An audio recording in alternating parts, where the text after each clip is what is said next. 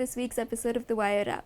I'm Janvi Sen, and with me I have Jomi Thomas, who's Bureau Chief at Malayalam Manorama, and Seema Chisti, editor of The Wire. Thank you both so much for joining me. Now, on Saturday night, there was a stampede at the New Delhi railway station as massive crowds gathered at the platforms where trains were heading towards Allahabad or Prayagaraj, where the Maha Kumbh Mela is taking place. The stampede killed at least 18 people that we know, and many others were injured. The tragic event took place just 2 weeks after there was a stampede at the Kumbh itself, in which 30 people lost their lives. Now, eyewitness accounts and videos that have come up since of the incident show complete chaos and panic, but what was even more concerning perhaps was the initial official response to what happened. Northern Railways said that it's just a rumour that this stampede has happened. Ashwini Vaishnaw called it a massive rush, but a sudden rush, and did not say it's stampede. The LG edited his message on X, in which he said there were casualties, and only after the Prime Minister Narendra Modi himself said that people had lost their lives did other government officials also start quoting that number. Meanwhile, the injured were taken to LNJP hospital, where camera persons and media persons were not allowed entry. There was heavy police presence at these hospital areas where the injured were taken. Now, since that has happened, there have also been other reports that have added to the concern that people are thinking about. Indian Express said that in the 2-hour window before the stampede, the number of general tickets that were sold were 2,000 more than the daily average. So perhaps this was a sign that it was not a normal amount of crowd. There were trains that were delayed, so people knew that there would be people waiting on these platforms. Then the Hindu said that the day the stampede was happening and just hours before it, all senior railway officials had been busy in a meeting about safety, and so were perhaps not able to respond as quickly as they otherwise may have. Jomi, do you think this was an avoidable situation? And also, what would have been a better official response? First of all, Janvi, I don't think there was a stampede, because like no one killed Jessica Lal. There was no stampede, you know. That's what even the media, if you've seen the news coverage that day, when TV channels called it a stampede-like situation. Yes. Nobody knows what that means. I don't know what stopped them from calling it a stampede. Yeah. It happened with Prayagaraj also, that stampede-like. Then I should say it's journalism-like. You know, it's not journalism then. Anyway, that happened, and you all know there was a stampede, and so many people were killed and injured. But later on, what happened, you know, means I remember that day, you know, when we were, you know, looking for the details, we had no official confirmation. See, we waited. Then finally came the tweet from the LG, and to which, as you said, you know, got edited later, taking out that particular part, you know, whether those loss of lives and all. Then came, anyway, luckily, Rajnath Singh came with another tweet saying, you know, he is controlling the loss of lives. Then Praveen Khandelwal, the member of parliament from Chandni Chowk. Later, we see the railway minister coming. I don't know what, you know, forced him to wait till, you know, for a confirmation. But even after that, we see the so-called official statement is talking only about, you know, this stampede happened and there was heavy rush and all those things, no mention of any death. But interesting thing is that, as we have seen from newspaper reports, they could manage to distribute money, you know, within a few hours and send the bodies back. And how could they manage it? And I would say all these things happen only because of the, you know, real support of the media. You know, otherwise, you know, if you are ready to call it a stampede-like situation, then the whole distortion starts there. Also, the inability, if I may, the inability to give actual numbers of those dead suggests deep disrespect for either your own role as accountability to your people who you have invited. The Kumbh has been hyped up so much. Number two, you're not accepting that it's your job to give numbers. There's precise numbers about the number of people who've had a dip in the Prayagraj. Yeah. How on earth are you getting an exact number on crores of people taking a dip in the Maha Kumbh and you're not able to be accountable for those dead? There was this talk about making New Delhi a world-class railway station. Some photos were put out to purportedly, I think, mislead people into thinking it's already turned into that. Is this the kind of railway station we have now? And what is the railway's job? We saw a similar abdication. We've been seeing it in several cases, particularly concerning railway safety, whether it's of track maintenance, where there is just focus, or at the time when railway lines were just stopped, when thousands of people made their way back on foot. So there's a whole emphasis on kind of, you've done away with the railway budget. I think these are just great instances which showcase the other abdication of responsibility and complete lack of accountability. So not having a census, not feeling responsible for putting out numbers, and that just backfires because you create these situations. And where whatever people lose the kind, I lives. think, Seema, the kind of response, the kind of decisions they took after the stampede, Yes, that they're gives a much sense worse. on what all they could have done before, as so-called preparations, for crowd management. And it's a They are simple- putting up yeah. CCTV cameras. They are putting up, they are asking Delhi police to be there.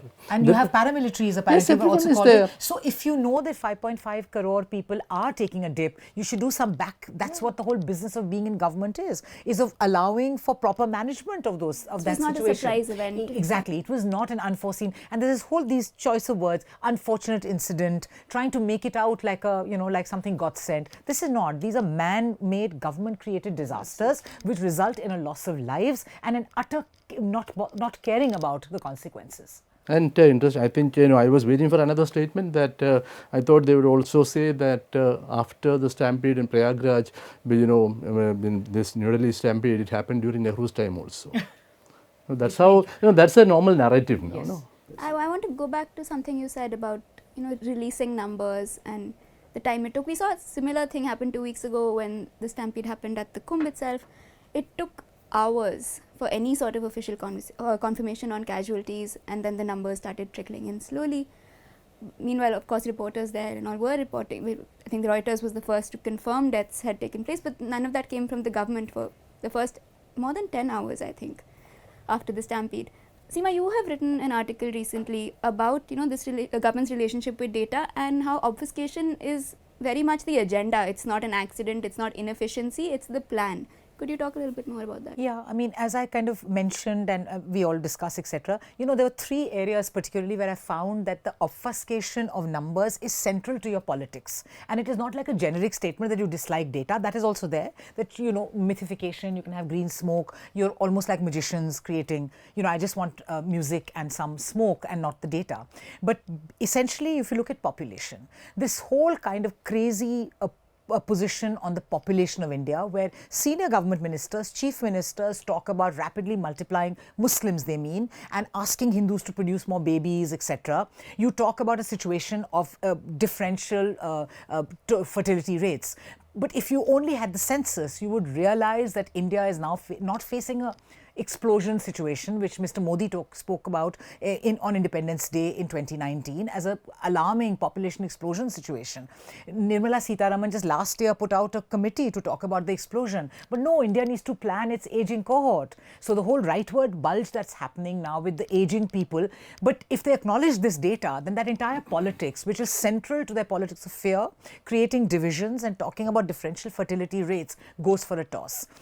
Then you have data like what's happening in the economy. If you're not going to properly account for consumption expenditure, actually GDP, without just kind of souping it up by changing base rates to be for convenience sake, inflation, you don't get a sense of what's really happening. And this data is screaming at you in terms of RBI consumer confidence surveys, the mood of the nation survey, that people are sensing what's happening in their lived lives. But when you don't allow data to come out, you're able to run this narrative of being we'll soon be the 4th largest economy. Well, the other side is that there is no other large economy whose per capita median income is about $2,000, I beg your pardon. And China is what, 13,000? US, let's not even talk about it. And that should be a matter of great shame. So something like there was this whole action against Oxfam, for instance, which a lot of people connected to the fact that they had just come up with a very startling inequality report that showcased the sharpening, deepening inequality. So I think this whole relationship with not allowing numbers, because it allows you to peddle your own numbers and to peddle the whole myth of Mr. Modi, of being a real cult kind of thing, which has done wonders in 11 years. There's in fact another piece of Akar Patel, which we have carried, which just coldly charts what China has been doing in the 10 years while we've been obsessing about division, ideology, and kind of trying to change, this kind of culture war, which I think culture war is too polite a word. It's actually about trying to change the whole nature of the Indian state and Indian society. So what has this neighboring country been doing? A country which we were nearly at par with in the 1990s and pretty much in competition with till then. So over the weekend, the Tamil media group Vikatan found that readers were suddenly unable to access their website. This happened hours after members of the BJP in the state of Tamil Nadu had objected to a cartoon that they had published, which showed Prime Minister Narendra Modi sitting in shackles next to US President Donald Trump. Now the reference, of course, is to the way Indians have been deported from the US in military planes, in handcuffs and chains, in conditions that they have described as quite terrible. And then the fact that Modi visited the US last week, met with Trump, but this doesn't seem to have played a very big role in their conversations. Instead, it was all about what can be done on trade, and Modi praised Trump, even adopted his vocabulary of make America great again, saying he would make India great again, and then together it's going to be a mega partnership. So there was a lot of wordplay, but this thing that's happening simultaneously concerning Indian citizens didn't seem to play the same kind of role.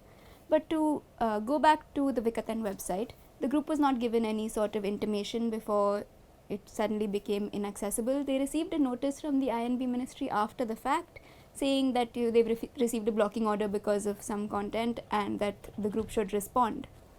Now there are multiple overlapping issues here. There's the fact that the Indian government has not perhaps responded in ways that would be expected to the way citizens are being treated by a foreign power. We've had news reports about their turbans being removed, about the fact that they have these very long flights and they're in chains throughout, having difficulty using the restroom and things like that. Then there's the way that Modi's trip to the US went, where Trump also seems to have got his way in terms of getting him to promise to buy more arms from the US. And then, of course, there's the issue of press freedom, with one critical cartoon leading to an entire website suddenly just disappearing from the internet without even being given a chance to respond. Jomi, I wanted to ask you, what does this whole situation say about the government's priorities? No, I think if you see the, go for the dictionary meaning, one is enemy. Is it? Another meaning is being proud, haughty or whatever it is, or someone feeling superior. But okay, they can very well tag them as an enemy, means for these kind of cartoons. But the whole point is that, see, normally in the media say now it's a emergency like, means like Stampede like, emergency like situation. So I'm reminded of one judgment of the Supreme Court, I think that was in 1976 during the emergency period only, the Bombay High Court's judgment in the Rastam Masani case. The court said you have that the right to criticize or to dissent is a constitutionally protected right. If you can praise someone, you can criticize also. It's not that I will take only praises, no. Here there is a reality, and this is the way a cartoonist reacts, and this is the way a government reacts. That, talks a lot about the priorities, and the way, how cautious people are or rather touchy, that you can't be criticized. The reality is that so many Indians were changed. It's true. It's a fact that one can argue that that's a law in the US, that that's how they do with the illegal. And if you remember, I think it was in 2010 or something during UPA period. It happened with a set of students who were there, duped by one university in the US. I think they were radio collared. But in the case of Debyani Khobragade, we saw a different approach. Though she violated the law there. That way, we have, means the priorities are different. And when you say, I don't know, means again, you talked about press freedom. I should mention the other side of press freedom. I'm sorry, means I saw a journalist in the press conference with Trump and Modi thanking Mr. Trump for taking a decision in favor of India. And a journalist from India, a TV journalist, thanking, who is that journalist to thank a president? That journalist is he or she part of the government? And also then which government? Which government? And then this should have been a question. What are you doing with the people? Means this is a kind of thing happening. What are you going to do? Now they have taken, the recent report is that they are taking them to Costa Rica, yeah. Just on this cartoon thing, there are just two things I want to say. Just slightly contradictory, but they're interesting. One is this element of backfire. I don't think I would have gone and seen that brilliant Vikatan cartoon had it not been banned. So I think it got around much more because it was banned. So that eternal life of a banned thing, it's almost like old films, Kissa Kusi Ka, other movies, things that are too reeks to be seen or too deemed bad. One is that. Number two, it tells you the immense power this government has without having the broadcasting bill, without having all these laws that we've been protesting against, despite the intermediary rules being stayed by the Bombay High Court and the Madras High Court. The immense power they have to block stories, their ability to take down the Vikatan site without any warning, their ability to take down the caravan story, which we also ran a part of, which was on the torture of Gujars in a village in order to get them to cough up more information by the army. That was just taken down after some hearings. And now, of course, Jatinder Toor, the reporter, has done a follow-up story, which is a very fine story with a very, very powerful, scary video almost, which shows about it follows through her previous story, which has been taken down. So it's quite scary that at one level, their ability to take this down, but of course, there's backfiring element, which just means that it gets more currency, it gets more But Seema, my issue with the media, again, you said, when you talk about this kind of censoring, what scares me more is not the censoring, the disinformation. Yeah, which is, of course, and misinformation, with active collaboration of the media. That is more dangerous, I would say, because when any kind of censorship is there, okay, when during emergency also there was censorship. But we could manage because there are now at least there are multiple sources of news. Like you said, once something is banned, that means more people are sharing it. Like that, but the kind of support from the media, as if they behave as if they are part of the government, or they are likely to be going to be the information ministers of the would be the Rashtras or whatever it is, so that is more dangerous, I would say, the active collaboration of the media. There's also, speaking of the media role, there's been a strange contrast that's been visible. Not just in the media, in fact, across institutions in India recently, which is that, this Vikatan block has not generated that much outrage, neither has the treatment of Indians. What we have been very busy outraging about is comments made by a YouTuber, a bad joke he made. It was not funny, it was a bad joke, but this bad joke on incest has led to multiple FIRs, has Chief Ministers making the Parliamentary comments. Committee has opined on it. It's a Supreme Court now. And in the Supreme Court, which granted him relief from arrest, but also gave him what I can only classify as a big scolding. That's it, dirty. Yeah, we had dirty mind, exactly, vomiting words, all of that. It was much more focused on their notion of public morality than on the law, which was interesting to see. But Seema, what do you think it is about this that has created this level of outrage, this level of action? I think some of it is this whole there's a spontaneity to the anger, because in the way the whole media universe has been structured, that that you rage against family values. You will speak of this as the norm and you will not see anything other than the family. You have proposals in Haryana to have a family pehchan patra. So the family as an identity, a larger conservative, more kind of regressive approach to how the world is led. So you could just pick up the family thing and rage about it. But at the second level, which is more worrying, is the institutional response. So where the Parliamentary Standing Committee, whereas others are talking about an Ashleel Censor Board, in order to confuse and deliberately conflate obscenity with criminality and illegality. This is the way Pakistan went with their blasphemy laws, that you will not say that, and that amounts to giving you a death sentence. It will amount to you to going to prison, or it being a criminality.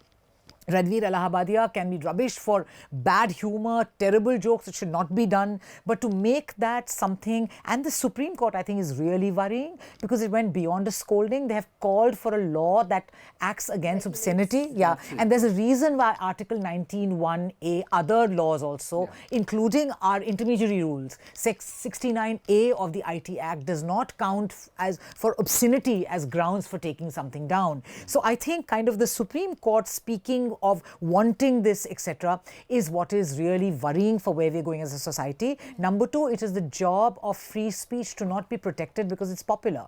There's, then we don't need a law about free speech. I'm not talking about unbridled free speech, but there has to be a difference between speech that endangers and causes violence and that which some people may find offensive. There is little attention being paid to hate speech, divisive speech, often done from the highest quarter, starting from the Prime Minister downwards from election time, which, if speech is the issue, then that should be offending us much more. But to instead going after an appalling joke and making a sort of instance of it. Also, I think the more organized bit of this is to discredit YouTubers, is to discredit any independent opinion. Ranveer Allahabadi was a fairly independent character till the government of Mr. Modi wisened up to him. He was called the most important influencer. Mr. Modi gave him an award. There were many kind of other ministers turned up on his podcasts, and that was finally established by the Internet Freedom Foundation. That was a collaborative venture with gov.in, with gov. So what were they doing with that? If it was a whole program of the government of India to collaborate with this YouTuber, because they realized the power of YouTubers after the 2024 elections. It may still be minuscule, but it's a little crack in the window, in the wall, which they don't like because it does bring in sunlight. It is unconventional. It is out of control. Having controlled mainstream media, these big conglomerates, whether they're Adani or Mr. Ambani, buying up TV studios, all of media is under control. How can these characters go on? So it serves as a great example and this is like a very Goebbelsian thing to do to one of their own, Ranveer Allahabadia, being kind of called out for this. So how do I, you go after Ravish or you go after Dhruv Rathi next? What does one say on that and on grounds of obscenity? So I think there are these many dimensions here, but each one is alert, and we should be very careful about what we criticize about Ranveer Allahabadia and be careful about the remedy that we're asking for. No, when you mention the word obscenity, what about the kind of, when you mention hate speeches, that is much more obscene that way. When you look at the social context, the kind of divisions created in the society. By the highest, this is not even some random YouTuber. These are people in a high public office elected there. So if they are talking about divisive things, then it's really a matter of concern. And we see the election commission also very selective during the election, the time of elections also, the kind of letters they issue, the warnings and all, very selective. We haven't seen any action except that, okay, please shut your mouth for 2 days, that's all. No, and that too. They have never called out the Prime Minister. They've never called out Mr. Amit Shah. And in fact, we have instances of what happened in 2019 when one of the election commissioners tried to call out the two most powerful people in the country for what was undeniably practices that violated the model code of conduct. So I think Indian institutions are really shown up for this more than Ranveer Allahabadia's upbringing. Obscenity is something connected to the body only, that also has to change, because if it affects the society, and that is equal seriousness. Have to be challenged. That's the business of free speech. It is not to kind of, societal norms say you should marry only within your caste. You should behave in a particular way. Black is bad, white is good. But you have to constantly challenge them. The whole business of reforming or modernization is of challenging. Societal norms can be horrible. Why should everybody just, and also how can it be a criminal thing if you go against societal norms? So was Raja Ram Mohan Roy up on to, should he have been criminalized for violating societal norms and speaking up against sati? And if you talk about social media, the kind of language used by the so-called IT cells or the troll armies, it's calling for outright rape, threatening, abusive. So I think this Ranveer Allahabadia really shines a light on all these things which should really concern us for our the Supreme public Court also space. sort of made light of the death threats. Selective then again. Not just selective, I think it is chosen by way of just kind of shining the light on a certain part of it which the Supreme Court has done, which is quite disturbing. Both of you mentioned the hate speech angle and the way, people as senior as the Prime Minister have engaged in speeches like that. We saw a lot of that before the 2024 elections without really action being taken in any form. And I think I would like to use that to transit into the next thing I wanted to talk about. So this happened while Rajiv Kumar was the Chief Election Commissioner of India. He demitted office yesterday. His role was controversial in many ways. It was the first time that after hate speech complaints, notices were sent to political parties rather than to the individuals who made these comments. Party presidents rather than not party the presidents, individual. not exactly, not to. So the Prime Minister himself did not receive a notice, despite the challenges being to his speech. Now he yesterday made a farewell speech of sorts, in which he said that certain narratives are being pushed to try and undermine the election commission. He said it's being made a convenient scapegoat by those who can't accept election results. And the new appointment, the person to replace him, Gyanesh Kumar, he has been serving as an election commissioner, was announced the day before on Monday evening. But even before the announcement was made, Rahul Gandhi, who is the Congress leader and the leader of the opposition, had submitted a dissent note about this appointment because of the way this election committee works. Now, the committee comprises Prime Minister Narendra Modi, Union Home Minister Amit Shah, and Gandhi. And he said that, already we know which way this is going to go, that the ruling regime's pick will necessarily go through because I am the only other voice in this. Now, this is the first time a chief election commissioner is being appointed after a controversial new law on the way these appointments should be made was brought in 2023. This law is currently being challenged in the Supreme Court, and in fact a hearing is scheduled today when at the time of recording it hasn't yet taken place, so we're not sure how that is going to go. But Rahul Gandhi was saying, since this matter is being heard by the court, we know it's about to come up, we should not be meeting in this way, we should not be taking a decision, and that's basically the crux of his dissent note. Seema, perhaps you can start us off here. What does it mean for a CEC to be appointed like this? What does it do for trust in the institution that the only member of the opposition, in fact, didn't even take part in the meeting? Yeah, I mean, I'll just do it very briefly because I'd want Jomi to reflect on this. We were discussing this before the show as well, Janvi. I think it basically, a democracy is kept alive by the sense of institutions are the wheels that make democracy go. I'm not going to go to the Prime Minister's office every time I have a problem. So if I'm empowered and I've voted a government in, various institutions are the ones that have diagonal accountability to me as citizens, that enforce democracy, that force the executive to be accountable. And the central, the Chief Election Commissioner or the Election Commissioner of India has a central role because it's picking whom the representatives are. So I think even a perception, if justice or equality or rather impartiality is not seen to be there, is a problem. And I think the Election Commission has been failing on these counts for the past several years. What you mentioned, the Election Commission not responding to violation of Model Code of Conducts, in the way political parties have split, have been recognized, in differential treatments, in the way their position on electoral bonds, which were then deemed as unconstitutional, the various on the VVPAT, on openness being asked for, on talking about the electoral voting machines, on all scores they have slowly, it's almost a case of suicide, that they themselves by their own actions have diminished their authority, and that has serious implications on the understanding of India as a democracy. We're not a democracy because we're majoritarian or the majority rules, because in a democracy every citizen can get up and say that there's a place for me, however small I may be, however much of a unit I may be, and that fundamental principle is being violated. Yeah, when you talk about the Election Commission, they talk about transparency, but I would say it is a number one opaque institution in the country. Rajiv Kumar, in the speech you mentioned, he talked about this transparency, but till date we don't know what happened with Ashok Lavasa, why he resigned. We don't know why Mr. Arun Goyal resigned. And interestingly, immediately after resignation, they get some other appointment now, I think. And this is within days of the announcement of the Lok Sabha polls. That is it. And if you remember the judgment I think it was in March 23, Justice K.M. Joseph's 5-member bench mentioned, and what did they say? They said Election Commission should remain aloof from all forms of subjugation. And that is why they kind of suggested a committee with the Chief Justice of India. Then the commission also, the court also said a vulnerable election commission would result in an insidious situation and detract from its effective functioning.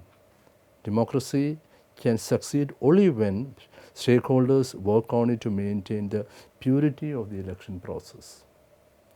So it's not just the political parties. The Supreme Court of India, the apex court, is pointing fingers at you, saying that there is a question of credibility. Yeah, I wonder if that would come under what Rajiv Kumar called certain narratives. That's it. And again, interestingly, Rajiv Kumar is questioning the court for considering cases, when the model code is in force. But here again, I have a problem with what the Supreme Court also suggested. The Supreme Court's approach also that things will become sacrosanct only when the Chief Justice is there or a judicial member is there. That also, I don't think it's that way reasonable. We can always have an independent member. because this, these institutions, certain individuals or certain people in certain positions are only, kind of, people with integrity. But I would still say that it's a step forward in the business of introducing a That I non-executive agree. element. That I agree. But the problem again is that, see, now look at the election. Look at the institution. The highest court itself is suggesting that let the Chief Justice be there. But now the court is the government is saying go to hell. Actually, this Then whole what? Trumpian question, you have Trump and Vance talking about how the courts have no business to be stalling executive thing. You see models of that in India already there. I mean, you have Dhankad making all these statements, and forget statements. The government of India has been, whether it was Goel's appointment or his exit or the next two election commissioners who were appointed, and this has all happened in the penumbra of not waiting for the courts and being in complete defiance on the courts on the one issue on which we expect complete bipartisanship and which is central to India being a democracy. I mean, VDEM now calls India an electoral autocracy, but at this rate, even electoral may get knocked off from that. Yeah, why do you need elections? I mean, in the sense, if elections are also not seen to be fair and at least be inspiring people to think that it's fair, then you're going down like a very dark path. See, what is it? The mandate of the Election Commission is to ensure free and fair elections. It's for them to define and add to the They're definition of certainly fairness. not free, they're very expensive. Yeah, it's very expensive on Yeah, that yeah, count, but about fair, of course, and remains in that way it's very questionable. touchy, because they make tall claims. Sometimes I feel that way. I'm not, siding with the people who have doubts about the EVM, but sometimes they talk as if it's a wonder in science that EVM is the only machine. Can't have any problem at all that way. Then better they could have recommended it for a Nobel Prize. Right. Yeah. Yeah. Okay, that's all we have time for today. Thank you both so much for joining me, and thank you all for watching.